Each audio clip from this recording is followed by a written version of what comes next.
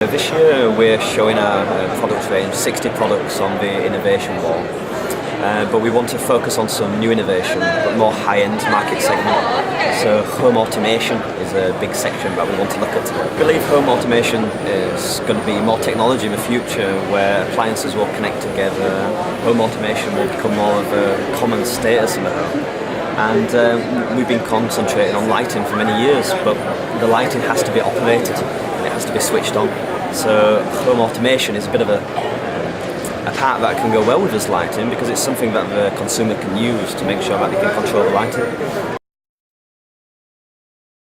I think the KBB Birmingham is the main UK trade show. So if we're going to be in the market of the UK, which we are, which is our core market, if we don't exhibit it and we don't show it big, then there's no point showing it all. But I think Birmingham is the key show for us.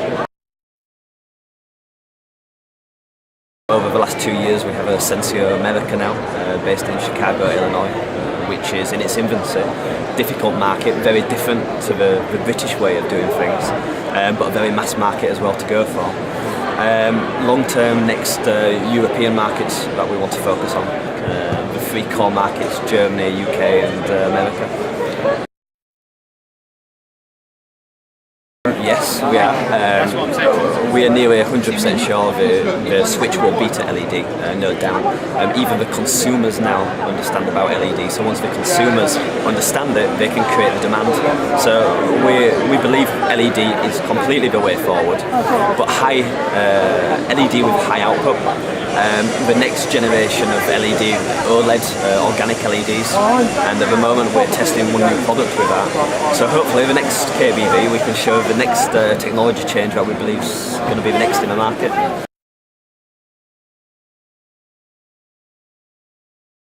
LED raises the price of a product, but at the same time it saves the consumer money.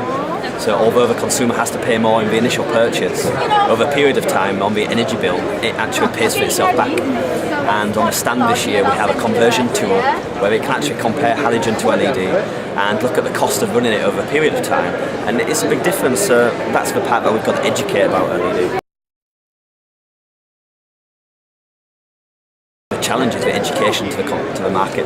We know that that is the technology of the future, but we've got to make sure everybody knows that as well. As a company, that's important to us. Innovation is the key. If it's a short-term strategy, we should focus on price.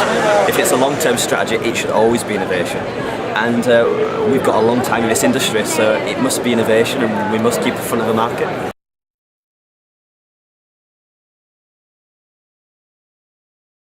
Well, I think we look at business a little bit differently. First of all, because it is a family-run business, it's long-term, it's got to be sustainable for the customers and the family, but also we don't take profits out of the company, we always invest back in.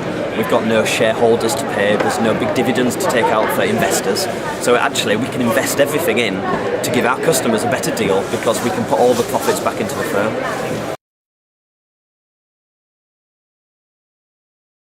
The ARP program's been great. Yeah. In London it was the test to see if the proposition could actually work in market, and now we've got about 80 showrooms signed up. We're pitching at the certain type of showroom which believes that the lighting design is an important part, and the ARP programme is there to really help educate that we can make a £10,000 kitchen look at the value of £15,000 with only a small amount of value for lighting. We've grown through the recession, year on year we're in positive growth. It's difficult, so I don't think any company can't say it's not been a difficult time. We're having to work twice as hard for half of the amount, but at the same time we're going to come out of the recession at some point. So as long as we keep working hard, as long as we give good value, we can take the market share, and hopefully then it will be in a much better position to be able to innovate in the future.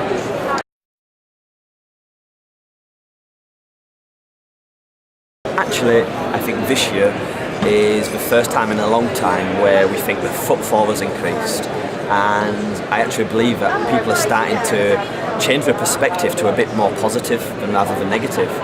and hopefully this will continue, and hopefully the markets will recover in a small period of time.